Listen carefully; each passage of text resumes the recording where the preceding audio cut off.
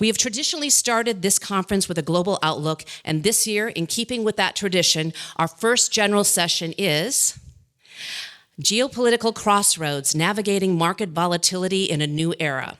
I am pleased to introduce our panel.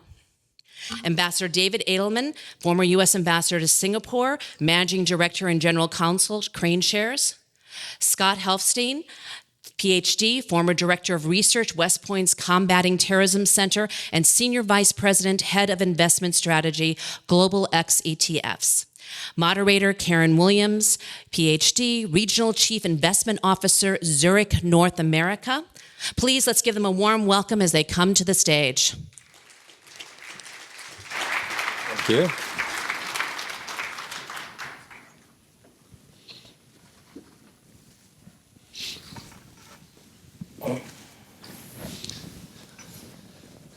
All right. Good morning, everyone. Laura, thank you. Thank you to the CFA Society of Los Angeles, which is an amazing gathering of professionals on the West Coast, and we're so fortunate to be here this morning to kick this off. There could not be a better discussion to underpin and frame the day. It's as if you had a crystal ball and knew that today would be the day that Trump was meeting in person with Xi Jinping. So we have a lot of opportunity around the world to discuss geopolitics. And what I'd like to just frame a little bit is that we're in a time of just exceptional change.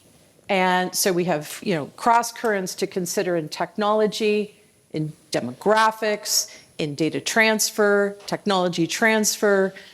There is a lot going on. And of course, we have in the background all of the relationships that have previously existed among countries in relation to the US, which seem to be changing.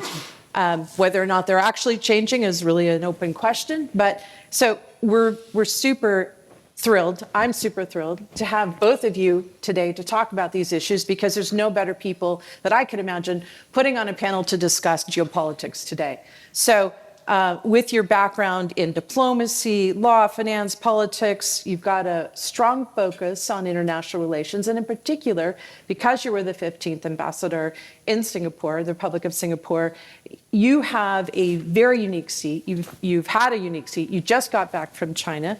And so I just wanted to kind of start with you. Now, you've given me the permission to call you David. Yes, please, not of course. Ambassador Adelman. So for you, Trump met with Xi today and walked away with the term, it was an amazing meeting, as Trump is known to say for meetings like that. I think he said scale of 1 to 10, he gave it a 12. Yes. But what was interesting to me, minutes before he started that meeting, he said, hey, it's time, he called upon the Pentagon and said it's time to restart nuclear testing in the United States. So very interesting, a little bit of saber rattling going on. But what is your take, David, about the result from today? Or maybe, and take some time to maybe explain to us what you think China is really long-term after, where they're coming from. I think it's important to frame what the desires are of China in relation to the U.S. So I'm going to just start with you. Well, thank you, Karyn. First, let me just say thank you to the CFA Society of Los Angeles on behalf of KraneShares for welcoming us back again. Laura, thank you to you and your team. Stephen, congratulations on your leadership of the CFA Society of LA, and delighted to be here with Scott, a true national security expert. So I'm going to want your take on the nuclear missile testing announcement as well. As you've said, Karyn, I'm just back from China. I literally landed, I'm a little blurry-eyed now, about 10 p.m. last night. So fresh from meetings with Chinese firms, with the government, with the U.S. Embassy in Beijing, all in anticipation of this meeting that happened on the margins of the APEC summit in Busan, South Korea. The announcements are, I think, very exciting, compelling. The top line announcement, of course, is the suspension of the most draconian tariffs and some of the export controls going in both directions for about a year. So it's temporary, but it's temporary in Trump terms. It's practically permanent when we consider it to be a year. While the details are not yet out, President Trump's, I guess, press briefing that was done on Air Force One on the way back to the United States included substantial restoration of substantial agricultural purchases from China, and that's sort of code for soybeans from Iowa. There's apparently some handshake deal on the TikTok issue, and then of course the headline for American businesses is suspension of some of the export controls from China on rare earth magnets. So these are all, sort of the big trade and investment issues facing the relationship. Now to your question, sort of what is China after? I believe that the most important story of this century, of this 100 years, is the rise of China and how that's going to go. And for investors, how to get exposure to the China growth story. Xi Jinping has a huge project on his hands. He has 1.3 billion people, the largest middle class in the world, somewhere in the order of 600 million people who find themselves in the middle class, most of whom have come out of poverty this generation. So recently come into the middle class out of poverty, and they want upward mobility. Mm-hmm. They're not going to be satisfied with where they are, and the Chinese Communist Party ability to deliver that upward mobility is his project and is the big question. Now, not coincidentally, I think at the same time this meeting was teed up with the United States for Korea, China was revealing its latest 5-year plan. China is a great place for investors in that regard, I would add. No other country just puts it all out there and says, this is what we're going to do for the next 5 years. This is going to be our emphasis, and we're not really going to deviate from that. And no surprise, what came out in this most recent version, this most recent 5-year plan, is an emphasis on technology. They're going to continue to focus on manufacturing of high-end technology, including and importantly semiconductors, and I think maybe most significantly embodied AI, sometimes called robotics or humanoids. This is sort of the transition from just the large language models available to you for purposes of writing your thank you letters to actually applying AI for purposes of making our lives easier, making our lives more efficient, running factories, et cetera. China has made it clear that that's going to be their top emphasis over these next 5 years. Also in the plan, not surprisingly again, is redoubling the bet China is making on electric vehicles, where they have become the dominant economy producing electric vehicles. And it's a place of sharp contrast with the United States. The United States increasingly is finding itself in a category of one of countries that have been resistant to electric vehicles. And in part, that's because we don't have the infrastructure and our inability to have energy storage at the scale that China is producing energy storage and battery technologies. And then finally, and very importantly, where China is going is they are undertaking a huge project of increasing their electric power generation capacity. It's another place where, as a practical matter, there's a great divergence with the United States. China is in the construction phase of enough nuclear reactor capacity that they will be surpassing America's fleet of 94 nuclear reactors within the next couple of years, and there are many more on the books. So in addition to leading in solar, leading in wind, leading in coal-fired generation, they will soon also be leading in nuclear power. Those are sort of the pillars, the 3 pillars in this 5-year plan, and I think all signs point to their ability to execute on that. Now, there are headwinds in China as well. because of this big project. And what does Xi Jinping think about? I think I may have said this at this conference last year. It hasn't changed. What does Xi Jinping think about every morning when he wakes up and looks in the mirror? First, of course, he says, I'm still a handsome man. then second, he says, give me a stable day. Just give me one more stable day. And the next morning, he's going to wake up and say, give me another stable day, because it's the stability that they govern towards that is necessary for them to execute on, these very big plans. And the stability is not a given, because the social compact, if you will, in China is we're going to agree to some of the drawbacks of being part of this system of government.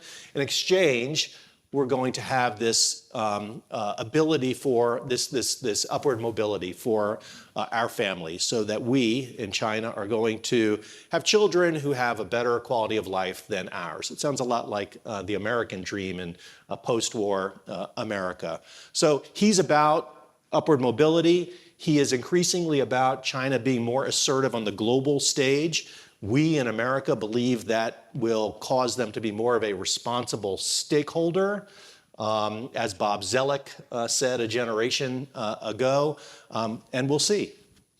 It's slowly becoming more like a G2 than I think any Europeans or most Americans would have anticipated. There's so much to unpack with what you've shared, and we're going to have conversations all day. I'll just, put a pause here and say, if there are things that you'd like to talk about after this panel, because there's so much more to talk about, both of them are available to chat with you today.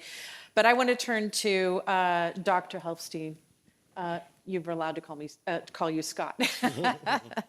And I want to just share that, likewise, you've had a multifaceted career, slightly different orientation, national security, plus finance, plus behavioral economics, plus policy. You're in a very unique seat to analyze some of what David just shared from an investment perspective. And of course, all of us in the room are asking the question right now, should we be changing our investment opportunity set? What are the risks and rewards as a consequence of China's ascendancy? At least that's something that's pertinent for me as a part of an organization that invests around the world. And by extension, the countries that cooperate with China, work with China, and the companies that actually operate there from the US. And so I want to turn to you and ask maybe a challenging question with respect to what's been laid out. So there's a book, Apple in China, it talks about the nature with which, or maybe the mechanism with which China's ascendancy was possible. And it was Apple's investment in manufacturing capabilities at scale, producing iPhones, iPads, computers that are like Ferraris at global scale, training 3 million workers, and also the technical aspects of manufacturing. Now, that has allowed China, as they've learned, and Foxconn was the enabler, I believe, behind all of that effort over a decade. Now, China is capable of producing defense, of producing drones, of producing other manufacturing services and capabilities on their own and to support other countries. And so I guess my question to you is, do you see this ascendancy as a strategic threat, both to companies, can Apple disentangle itself? Can manufacturing really be reshored, onshored, friendshored? These are some, heady questions, but I'd love to get your input about it. Sure. And again, thank you all for joining this morning, and thank you to the CFA Society of LA for having us, for David and Karyn. So I think that's a really critical question. What's interesting, though, is I would rewind the tape even further.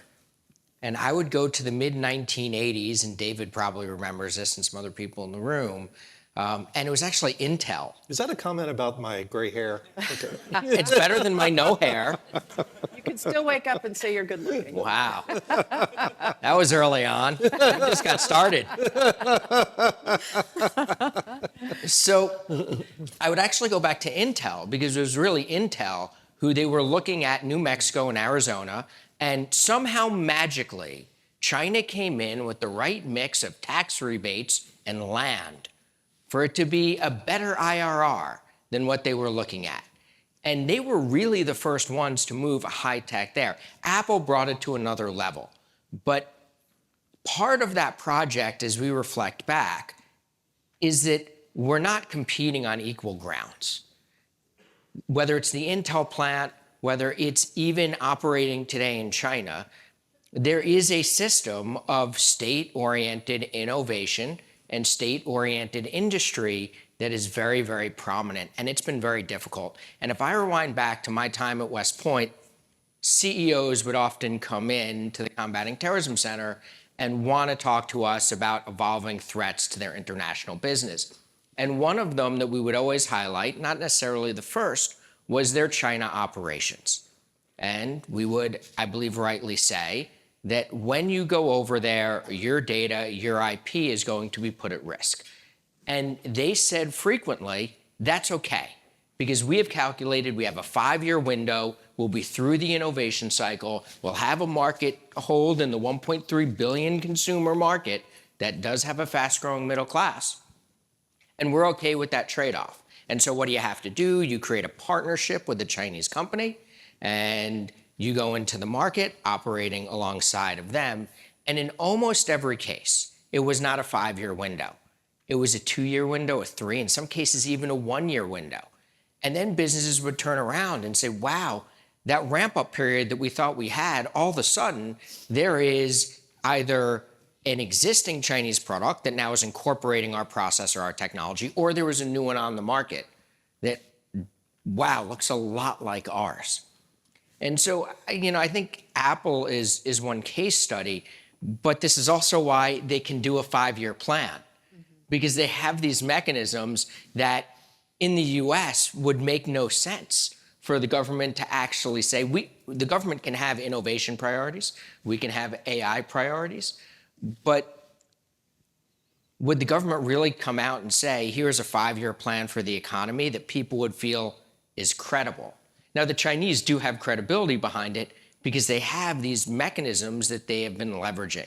And I think the question as we go into these negotiations, right, which thankfully I do think the news from last night was great. A 1-year pause is a lot better than 90 days because there's no way we're going to work through challenges of market access, intellectual property, restrictions on, whether it's rare earths or semiconductor sales. We're not going to work through that in 90 days. We've been trying to chip away at it for years across different administrations, and I know that you've been part of that. So I like the fact that we're extending it, and I think there is increasingly, as China has risen, become more technologically capable.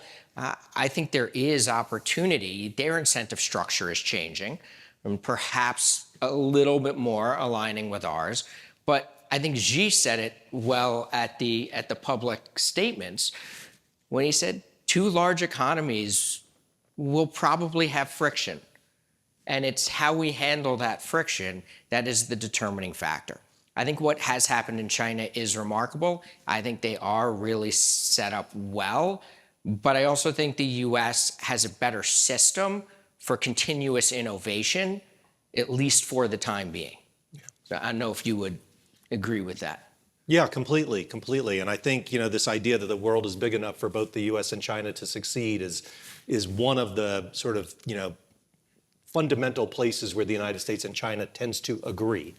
And managing the competition and making sure the competition is healthy, I think, is the job of the leaders in both countries. That's the way, this rising tide can lift boats in China and in the West. So it seems like, there's an opportunity here in this relationship to evolve maybe a little bit more smoothly, though I worry, I wonder about the long-term aspirations of China relative to the US. So, I think you need a partner to spar with. But I want to go back to something, Scott, that you had talked about before, which is, I'm going to just cut to the chase. Where should we be investing given this background and this setup? So you've said, and I agree with you, that we are truly moving from an information age to an automation age. And so I'm going to ask you to describe what you mean by that, but also ask the question, does that mean the US is behind? If you think about how China works, what they're working, what their society as workers are willing to do or forced to do relative to US workers, it's sort of, anyway, for me, are we competing against something that is inherently going to win because of the way they're structured, because of the way their culture is wired? Anyway, those are big questions, but maybe you could start with what you meant by moving from an information age to an automation age. Yeah, this is a thesis that we developed and have been talking about for, I guess, roughly about a year. I think it really should be a book rather than just a white paper. Yeah. But in 1995, the semiconductor industry changed their upgrade cycle from 3 years to 2. In the process, they drove computer prices down 30%, but volumes increased by 45. 1995 was also the first year that there were 10,000 servers on the internet. So in a lot of ways, you can point to those transitions and say that was the start of what we now consider the information age. And when I go back, by the way, you can even go back further. There's been 4 periods where R&D spend in the United States, public and private, has been well above normal. It was in the mid-60s with the rollout of the mainframe, the mid-80s when the PC hits the desk, the late 90s, which is really the first commercial attempt to use the internet, and then there's a new one triggered with the onset of COVID, which we would argue is about how you work safely at a distance because we had to. So this information age starts in 1995, but I would argue that investment period that we saw in 2000 sort of marks the end. When I talk about the information age, it's because instead of needing an encyclopedia, we all had information at the palm of our hand.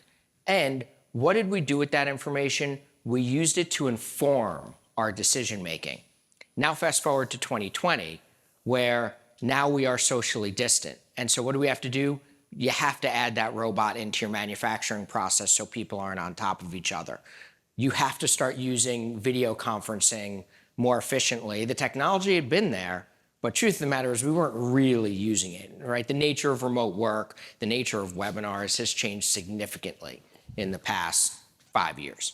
I mean, at Morgan Stanley, I was there at the time. You actually were not allowed to access Zoom from a Morgan Stanley computer. It was blocked. 3 months into COVID, everybody was issued a Zoom account.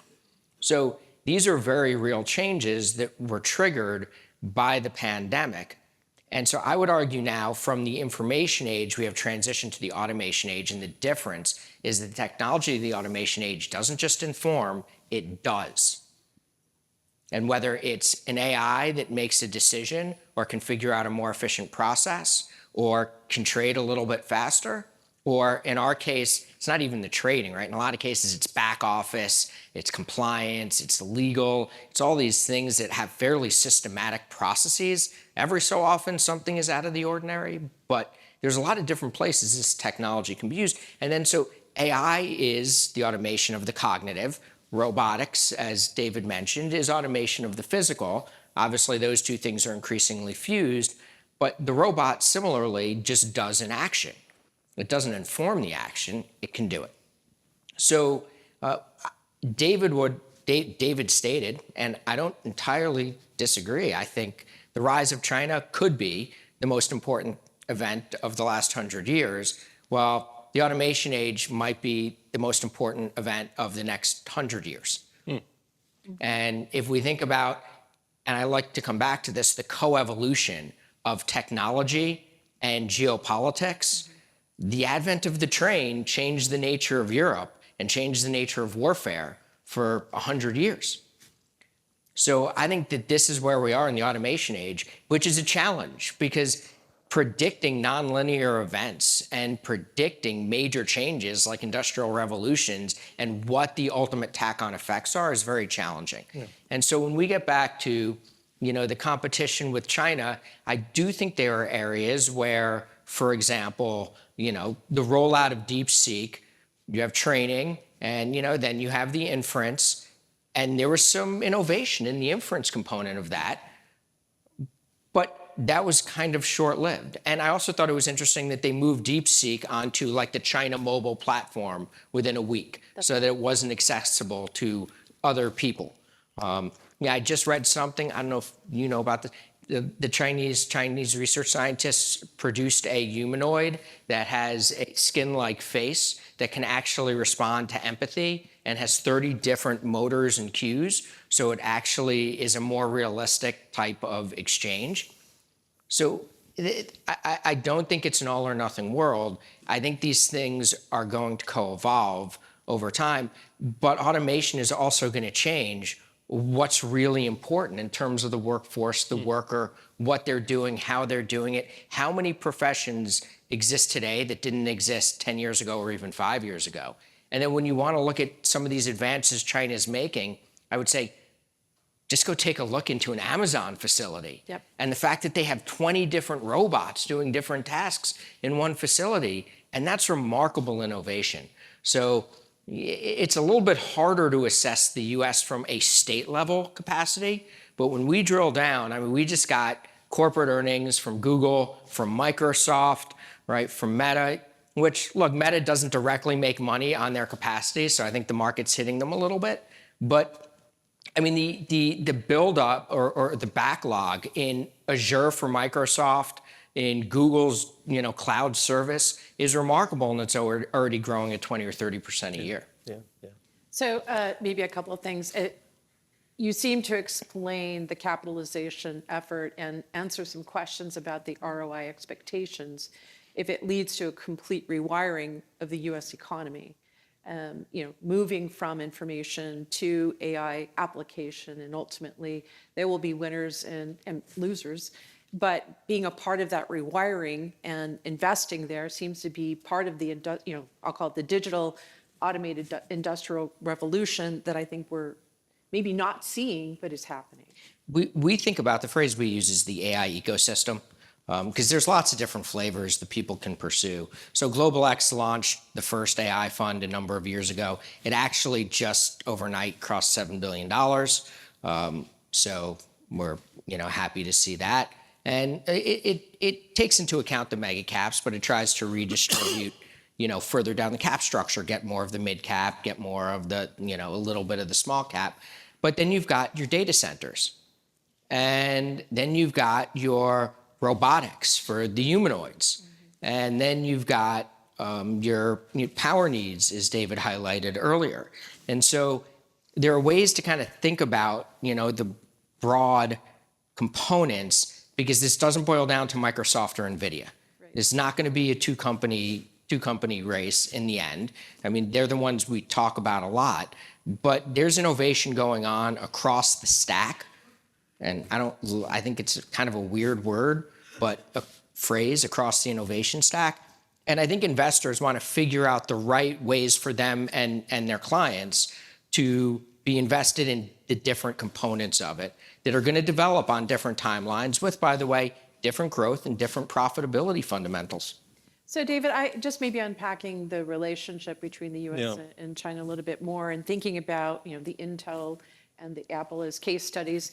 What do you see as maybe being behind the political theater, behind the lens, that which would ensure effectively the success of both countries? Yeah, sure. First, let me go back, Karyn, to the question you had for Scott. At the very beginning, you asked the question, how should investors be thinking about this, rise of China? Whether it's the first or second or third big story is not important. It's a big story. And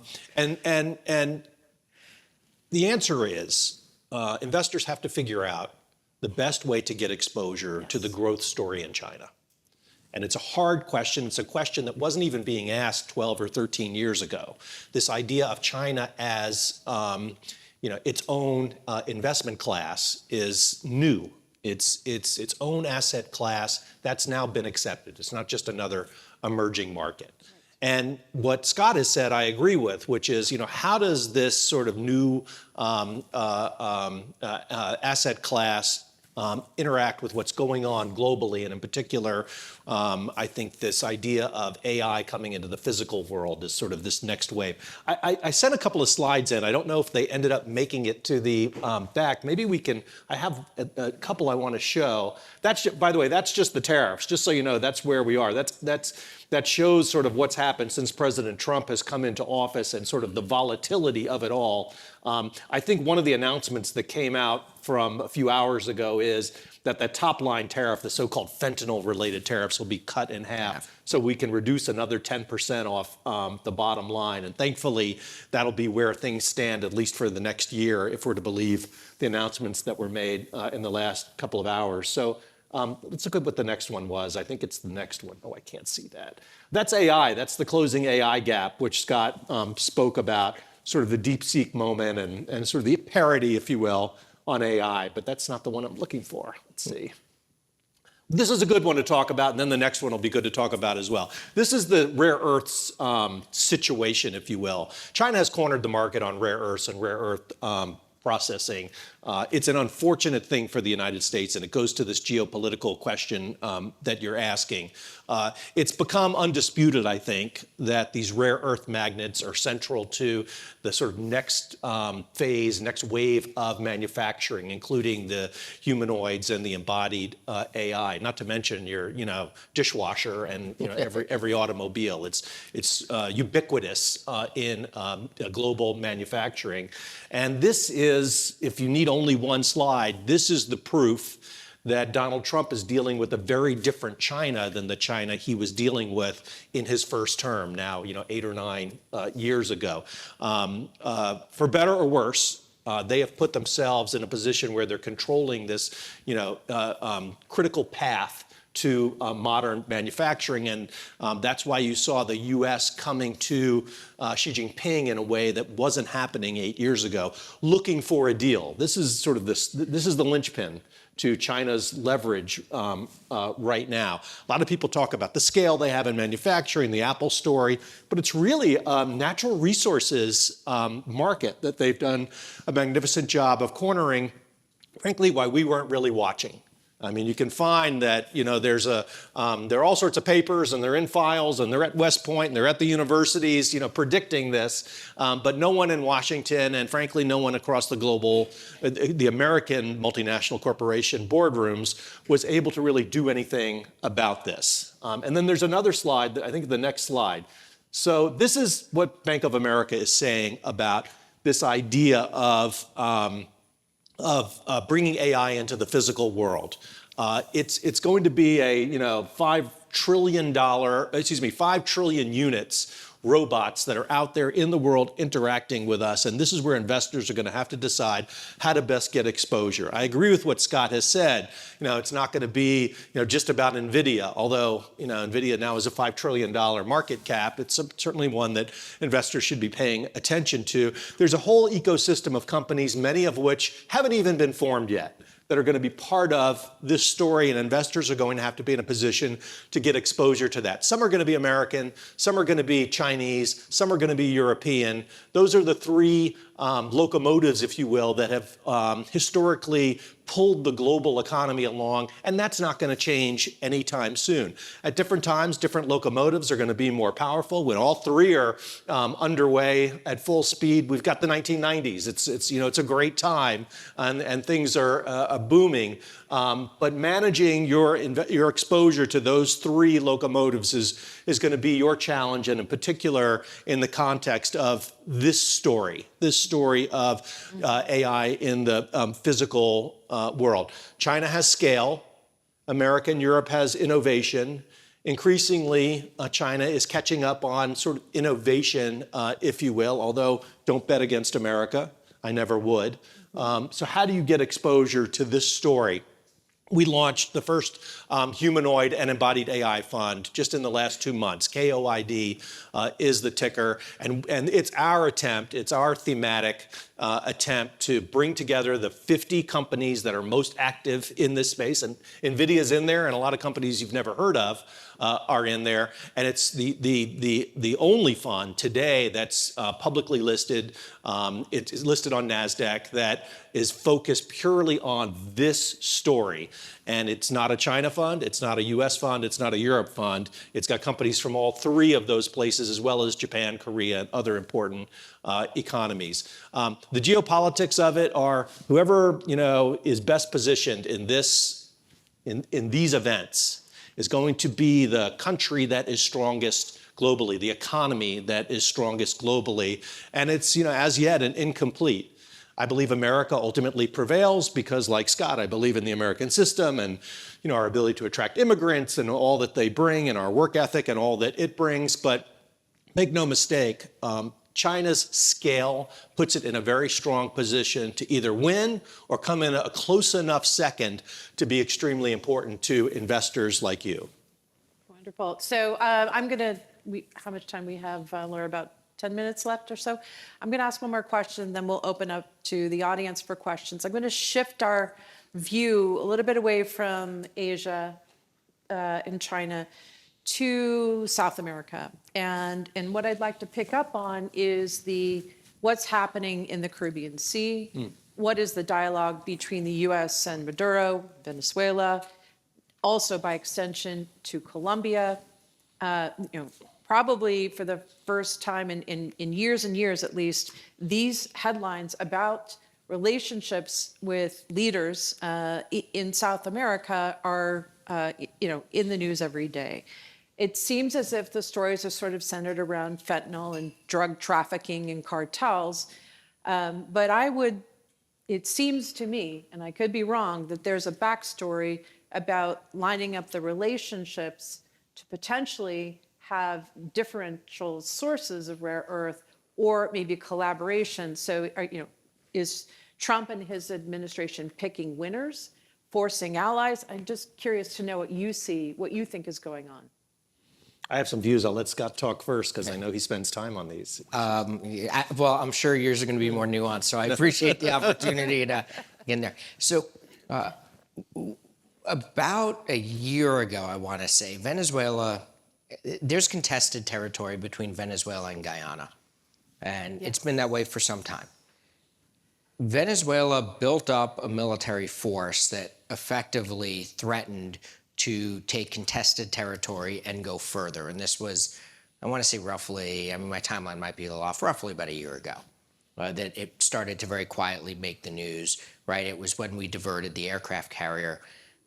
The backstory there is ExxonMobil has been in Guyana. It is ExxonMobil, right? Yeah. ExxonMobil has been in Guyana for a long time, and they have significant assets in offshore energy production, large enough that they actually invested to build an airplane terminal for their people to get in and out. If Venezuela had taken a certain swath of territory in that, then technically a lot of those energy facilities would actually be in Venezuela's territorial water. So in the natural resource, which I think you framed great, in this natural resource competition, all of a sudden, an ally of China was using means that are not so reputable to potentially put U.S. assets at risk. And so I think that's where all this started. Now, where it sits today, all these things, emotion gets involved, there's evolution of things on the ground. The reality is the interconnectivity of the things we're seeing around the world, whether it's our economic negotiations with China, which are, by the way, partially intended to influence Russia, and then our military buildup, which we are not doing in Ukraine, because Ukraine, by the way, is evolving in automated warfare. Our Defense Technology Fund has done very well, SHIELD, over the last year. Ukraine has proven adept at doing things on their own. So we're not doing a full-size military buildup there, but we are doing it closer to home in Venezuela, which is, again, intended to influence China. Yep. And so all the interconnectivity across the global landscape, I would argue, is deeper and faster than perhaps anything we've ever seen. The whole notion of how long is it going to take to get troops, on trains, as I was kind of commenting before, and get them to a field of battle. Well, in the age of satellites, AI, drones, all these things are happening faster. So I really think that that's where it started. It started as an attempt to counter influence. By the way, Maduro didn't help himself when he posted on Twitter, "Here are my new Iranian fast boats that I got." Right. Which, by the way, the Iranian fast boats have one purpose, which is to plague U.S. battleships, warships, and carrier crews. Yes. So it's not exactly like he's kind of sitting back and saying, "Nah, you know what, it's okay, we're going to let the fleet deploy here." He's saying, "Nah, I just made a deal with Iran." By the way, who else makes arms deals with Iran? Russia and China.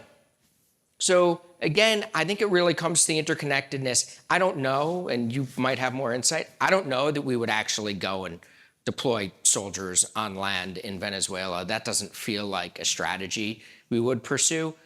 But we might be willing to use our military resources to make it as uncomfortable for the regime as possible. Yeah. Let me just add, this is not new. You're right. I am old enough to remember the 1980s and sort of Cold War times. And in Cold War times, Washington, the United States, over multiple administrations, over really the better part of 50 years, was very uncomfortable with the Soviet presence in LATAM. Very uncomfortable with the Soviet presence in the Caribbean, as you put it. So there's a little bit of an element of a flashback here in sort of the competition. The good news is we're not in another Cold War.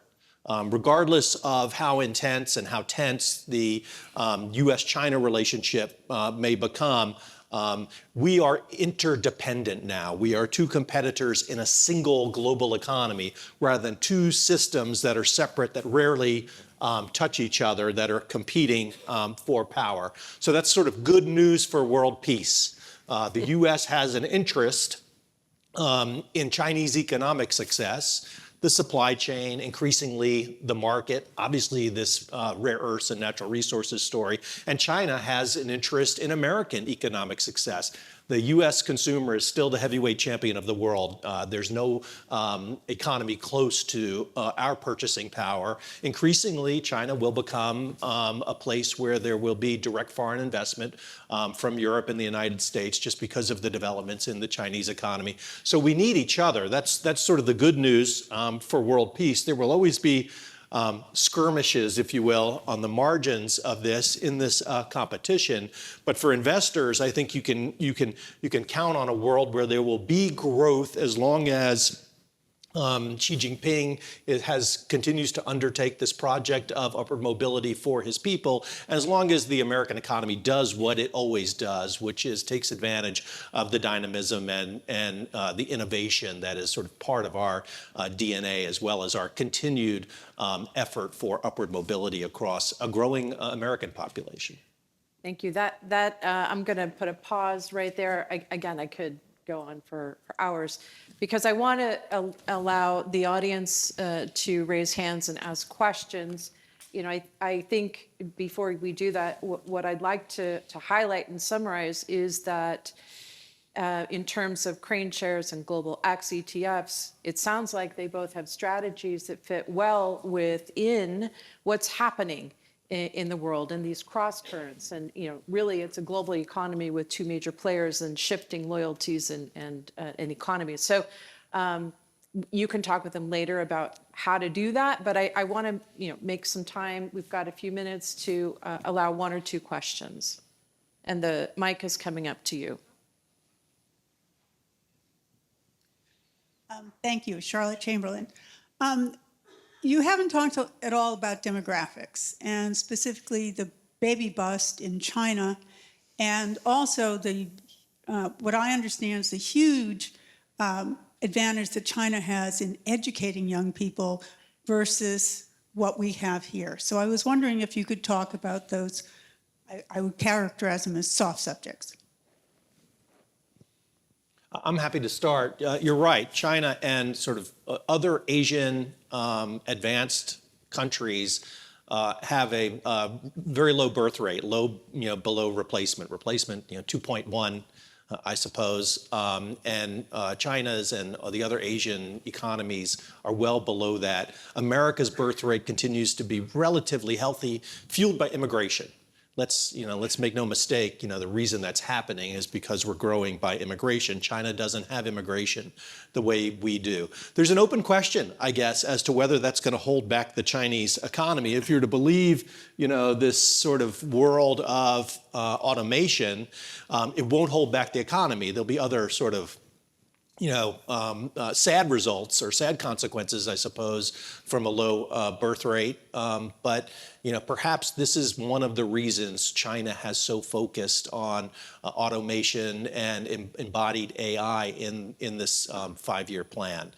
Historically, if we didn't have these advances, you would say, it's not a whether, it's a when that China will be in decline. I don't think that's really the right answer anymore. And by the way, it's not just China. Japan with a very low birth rate, South Korea with a very low birth rate, where I served the United States, and Singapore with a very low birth rate, all stand to benefit as a result of bringing AI into the physical world and this world of automation. Couldn't agree with that more. And I think that was something when everybody was talking 10 years ago, demographics are destiny, right? Germany will decline and, India will rise. Demographics will matter while this transition plays out. But if it occurs the way we think it is and other people are talking about, and this is not just, by the way, but even in the US, we're hitting demographic challenges. Western Europe, so let's say Japan hit them first, China's due up to hit them next, then Europe, and then the United States. Well, those are the 4 largest economic blocks of the world. So this is not a unique problem to any one group. And so I do think bringing in this technology, because you had asked the question earlier, is onshoring, friendshoring even a capability? I'm saying a world without this? No. But in a world with a growing Chinese middle class, i.e. it becomes more expensive to produce there because expectations are for upward mobility, and they want to get into the intellectual property game, and they want to see those outsized returns. And then you layer on top of that we are moving into this world of physical automation, then I think that's the way it ultimately manages and plays itself out. It's going to take some time, though. This is not a transition that's going to happen overnight. Yeah, wonderful. Now, is there maybe one more question? Good morning, and thank you. A question and a sub-question. The question is Taiwan. Can you speak to it geopolitically and investment-wise from a semiconductor standpoint? The sub-question, I read a theory by Strategas that the U.S. could pull back its support of Taiwan and its independence as a pawn to barter with China, and they're backing away from support of Russia through oil purchases. I'm happy to go first. There are 3 hotspots in Asia, and maybe they're the 3 most important hotspots in the world. There's the South China Sea, where China is, more assertive than it has been historically. That's a little bit about natural resources, but it's mostly about nationalism. There's obviously the Korean Peninsula and sort of the weapons of mass destruction and sort of nuclear proliferation issue. And then there's the Taiwan Straits. And the Taiwan Straits issue has been around since 1979, when the United States recognized the People's Republic of China, but made all these promises, of course, to Taiwan and about Taiwan's security. There's 2 ways to think about this. One relates to Foxconn. What has happened is the Taiwanese economy has become, I suppose, increasingly integrated with that of the mainland. That is not a coincidence. There are no coincidences. China has made that happen. These Apple phones that are in everybody's pocket, Apple is a Cupertino, California company, I get it, but it was assembled in China by a Taiwanese company and then shipped back to the United States overnight in a cargo plane so that you could buy the latest and greatest on the corner in Los Angeles. So that is part of the Taiwan story. Its economy will become, as are all of the economies in Asia and around the world, increasingly dependent on China in different ways. That's good news for China to the extent China wants to ultimately execute on their one China policy. The second question is a political one.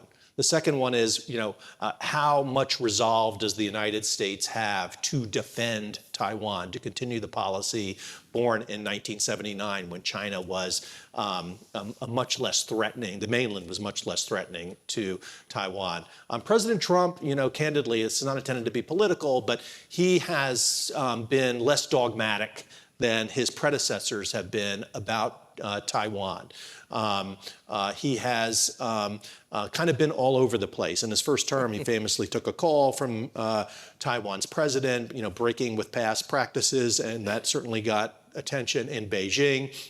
We continue to sell, especially every 3 years, tremendous amount of military equipment to Taiwan. They enjoy sort of the highest level of American military equipment. I don't think there's going to be a mainland Chinese military invasion of Taiwan. They are the porcupine, so to speak. It would be too difficult for them not just to take Taiwan, that they could do. They've sort of shown that by exercising effectively what would be a blockade of Taiwan, but actually occupying Taiwan would be very painful for China for two reasons. One, just the loss of life. And two, the international reaction, international sanctions. And in this regard, and I'll leave it here, I think that the Russia experience is a cautionary tale for China.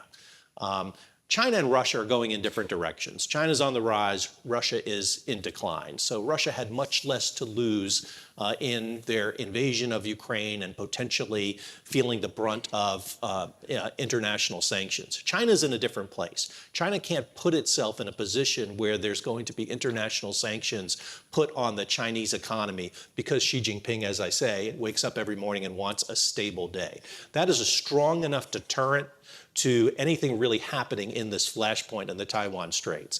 If we were to do this conference 100 years from now, I'm sorry to say, I suppose, for many people in Taipei with roots in Taiwan, we would probably find something closer to the one China, if in fact China still exists in the form it is today.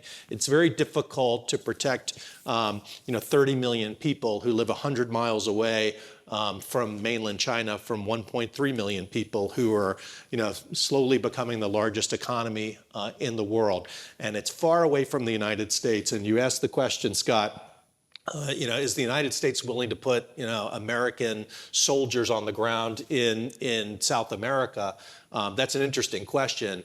An even more obvious question, I suppose, is the United States really willing to put American soldiers, on the island of Taiwan?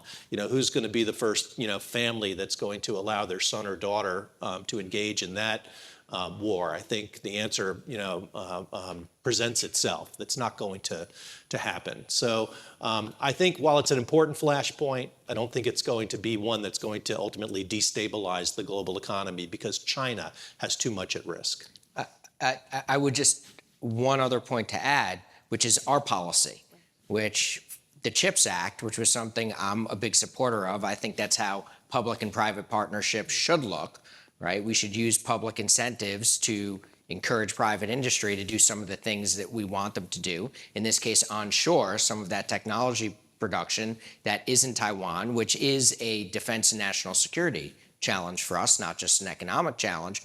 But the impact of the CHIPS Act, of course, is in successful fashion, it makes us less reliant on the Taiwan high-tech manufacturing. And so I think that that's where they were kind of going. I think using it today as a negotiating tactic is probably strategic, is maybe a step or two ahead. But if you look at the long-term trend that David was laying out, and then you think about the things we are trying to do to onshore, that does allow China to yet again deepen their relationship or bandwidth at a time where we are actively trying to constrict ours for our own self-interests. So but again, I think that this is a longer term issue. Yeah. If we go back 2 slides, you can see sort of the CHIP Act issue. Yeah, I agree completely. And it all gets around robotics, AI, automation technologies, all the things that we are talking about, and the different flavors that we can be thinking about how to invest in them. Yeah. Excellent. I think this is probably the place we have to stop. I would just say that at least I learned a lot out of this conversation. It causes me to rethink again, the investment opportunity set, I don't think it's possible today to ignore that these are really strong undercurrents that drive the investment outcomes that we are round decisions we're making today. So we didn't get to cover the Mideast. There's no doubt a connection into what we've already talked about today. But I just want to take a moment and hope you join me in thanking Ambassador Adelman, Dr. Helfstein, Scott, and David for their time today, for their insights, and for laying out the framework for discussion for today. Thank you.